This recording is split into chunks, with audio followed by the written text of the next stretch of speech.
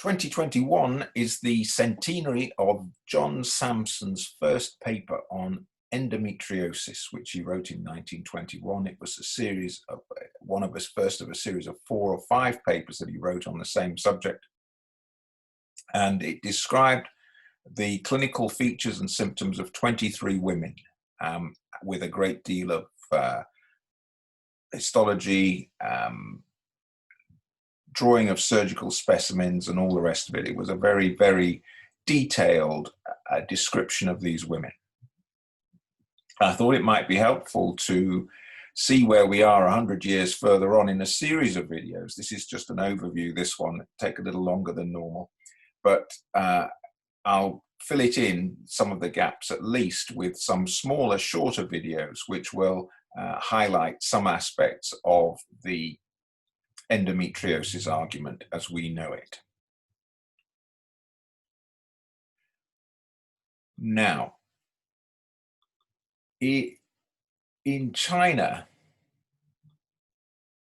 they have a great deal of difficulty with endometriosis. There's lots of women presenting with chronic pelvic pain. Their problems relate more to one or more surgical evacuations of the uterus following abortion procedures. But they like to hang on to their uterus and ovaries and prefer to meet their maker as far as possible intact.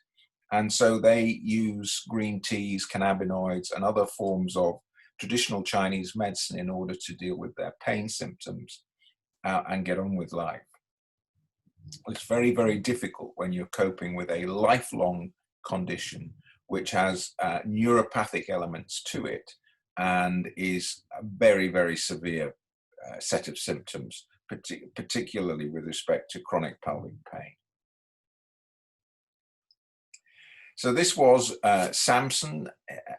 He worked in Albany, New York, and what he described was the retrograde menstruation view, where instead of your menstrual debris coming out of the body through the vagina every month, some part of it goes up the fallopian tubes and out onto the pelvic surfaces, where it attaches to areas of injury, often associated with your uterosacral ligaments, but also distributed widely throughout a woman's pelvis. And 3 key elements to this traditional view of ectopic endometrium. 1 is the mechanism for retrograde menstruation. 2, which sites does the ectopic endometrium attach to? And the 3rd is what is the mechanism of the ensuing symptoms? And none of those are explained in the ectopic endometrium theory, because it's difficult to attribute a woman being committed to bed for 1 or 2 weeks in a month with chronic pelvic pain to a small blob of ectopic endometrium like that. But nevertheless, that's what's done. That's how it is in contemporary clinical gynecological practice. And the whole of the energy of the specialty seems to be directed towards identifying these small, innocent-looking deposits of ectopic endometrium, when there seems to be much bigger fish to fry. And that fish to fry are these autonomic nerves. And the autonomic nerves in a woman's pelvis are the ones that supply her organs. They're not under voluntary control. So you can't contract a muscle or move your limbs, because that requires the somatic nervous system. And this is all the autonomic nervous system, and it's injuries to these autonomic nerves that not only underlie a great deal of endometriosis, but may well underlie many chronic diseases, many other chronic diseases all around the body. The problem is we've never seen them. The doctors have never seen the full morphology because of an accident, which I'll describe in a minute. When they are injured, they are relentlessly progressive and things don't work. These are fallopian tubes. This is a normal fallopian tube. And these are all women with endometriosis who's lost all their villi and rugae in their fallopian tubes, and they rely on those to conduct the gametes and embryo in the correct directions during conception. So this is the injury to autonomic nerves view. and this is the one that I'm going to contrast with the ectopic endometrium view. And I'm going to do that. Let's deal with the nerves first, because this is a view of how things were post 1945. What happened was there were a lot of doctors going to medical school after the war, and cadaveric material had to be preserved for longer periods, and they had to use formalin to do this. Unfortunately, formalin destroys the autonomic nerves. Therefore, all the generations of doctors since 1945 have never seen the full morphology of the pelvic, celiac, or cardiac plexi, because you have these large aggregations of autonomic nerves in all of your body compartments, in your chest, your abdomen, and your pelvis.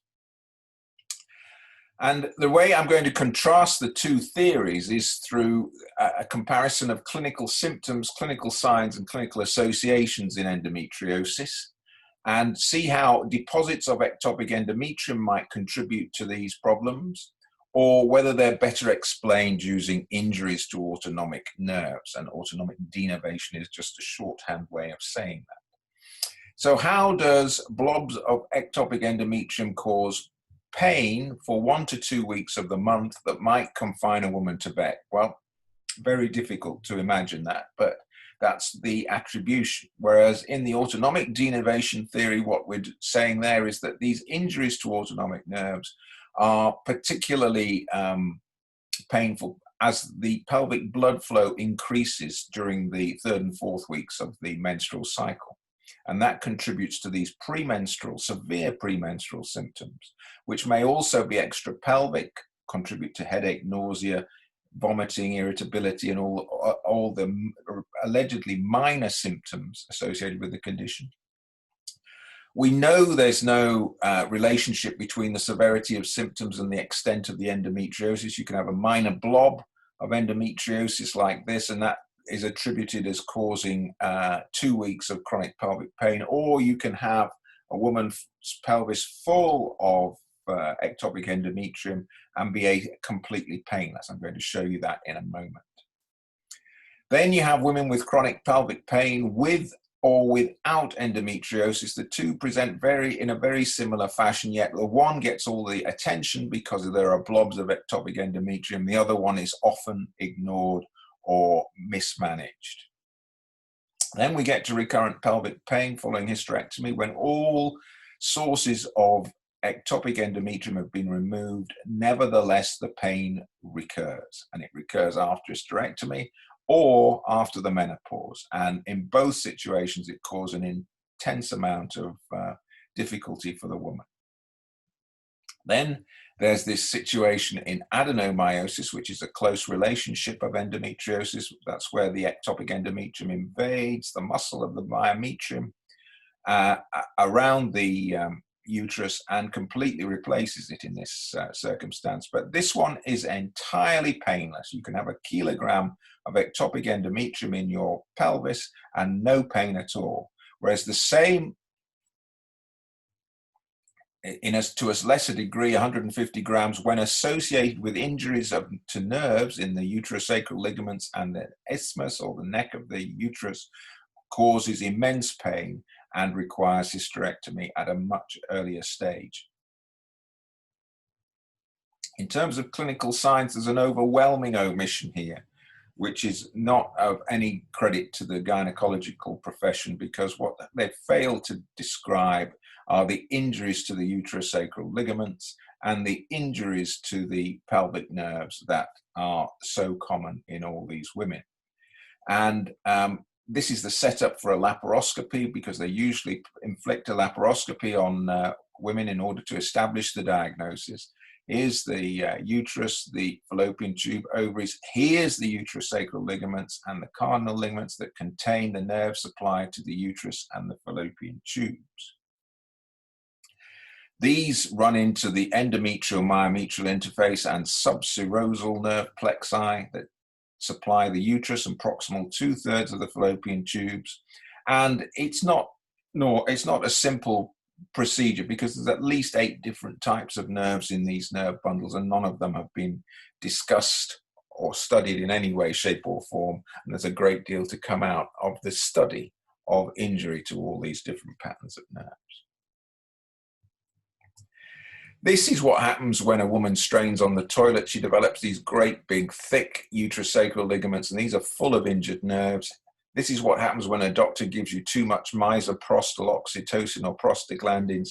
The uterus overcontracts more than 4 times in 10 minutes, and it causes this, well, it just stretches the ligaments in such a way that it injures the nerve supply within them.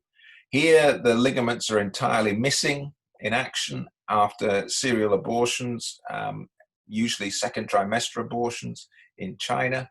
And here's the missing right uterosacral ligament in a woman who had a difficult childbirth at her first delivery.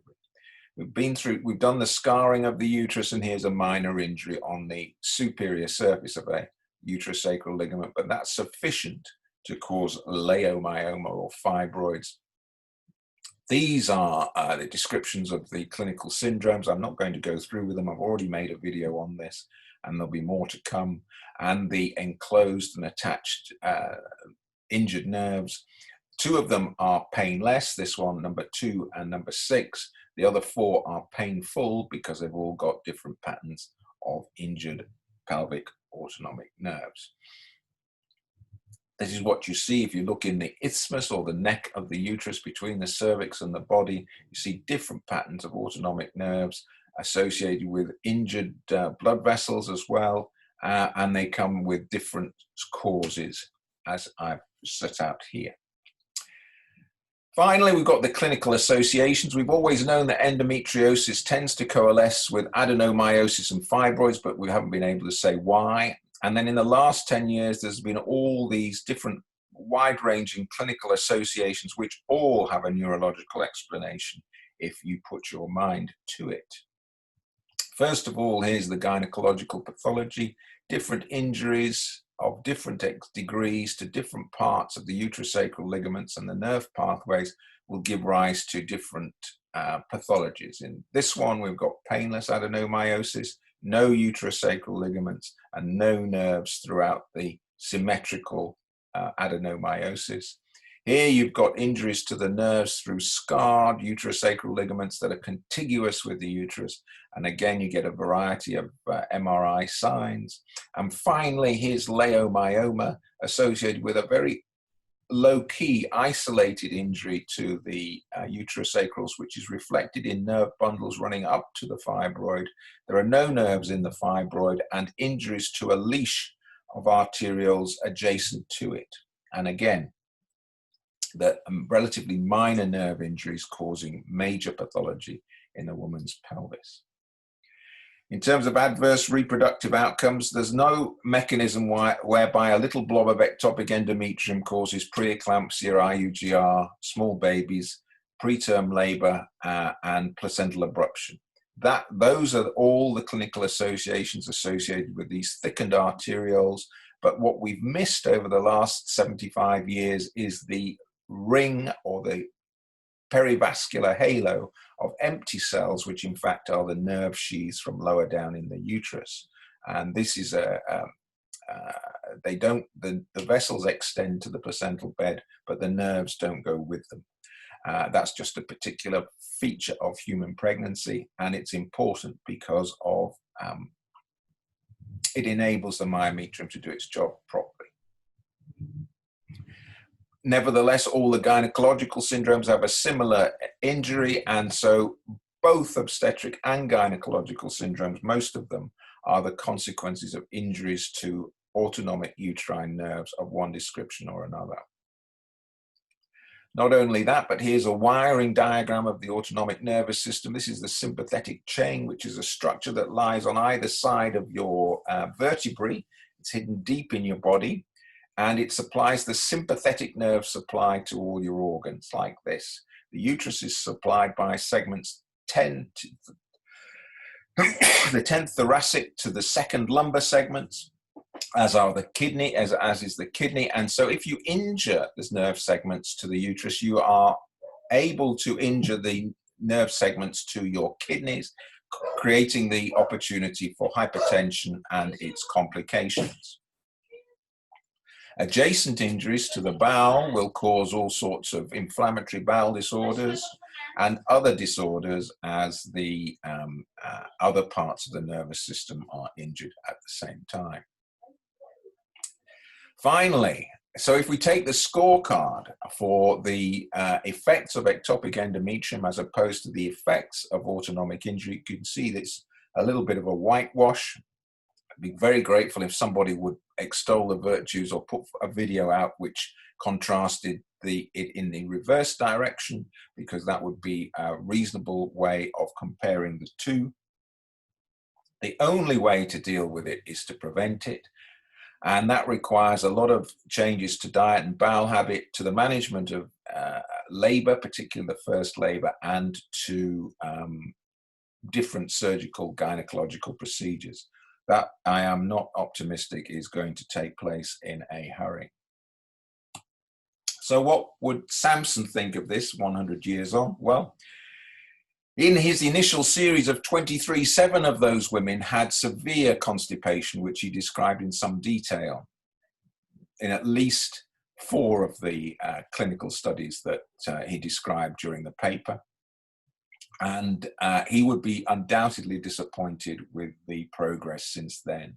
It's unbelievable to me that we've missed these different shapes and configurations of the uterosacral ligaments. It is not surprising that we haven't found the injured pelvic nerves, because it's clear that Sampson didn't have the opportunity, didn't have the reliable nerve stains, he didn't have the appropriate microscopes to do that. But it is undoubtedly our development or our understanding of these conditions is being upheld, is being prevented because of this idea that it's ectopic endometrium that causes the problem.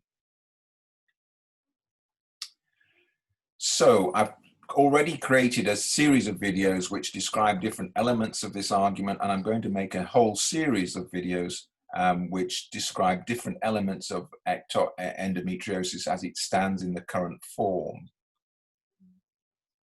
I'm not optimistic about a great deal of progress in the matter, because no matter how hard you bang your head against the wall, the specialty has ways of evading or omitting the evidence that's necessary to confirm these observations. And so as far as changes in labour ward practice, we're going through a crisis in intrapartum care in this country at the moment. The midwives have got the idea that all babies have to be delivered normally. It's causing a terrible toll in terms of injured babies, but also injured mothers, and they don't recognise that they are consigning these women to lifelong neuropathic pain, which starts 5 years after the injury that caused it, which was indeed some aspect of their first labour.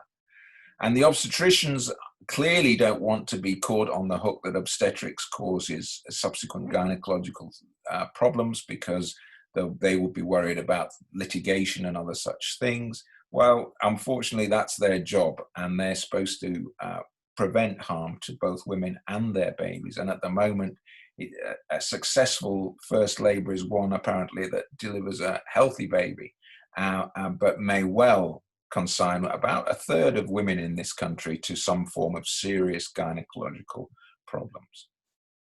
So I'm not terribly optimistic about the possibilities for improvement. Nevertheless, we've got to keep putting the information out there in the hope that somebody is going to take some steps, because of the incongruous nature of the argument of over ectopic endometrium. That's just been upheld at the moment by surgical enthusiasts who are there to excise and remove all types of deposits of ectopic endometrium, and that's very rarely improves a woman's symptoms of chronic pelvic pain. They simply go through the procedure and their pain will recur in due course, because there's been no attention to the injured pelvic nerves that underlie the ectopic endometrium.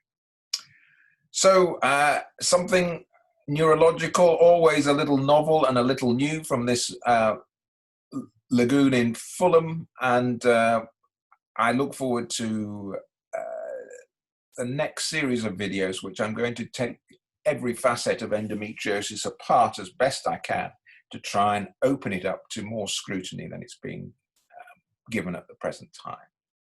So thank you very much for listening, and we look forward to seeing you next time.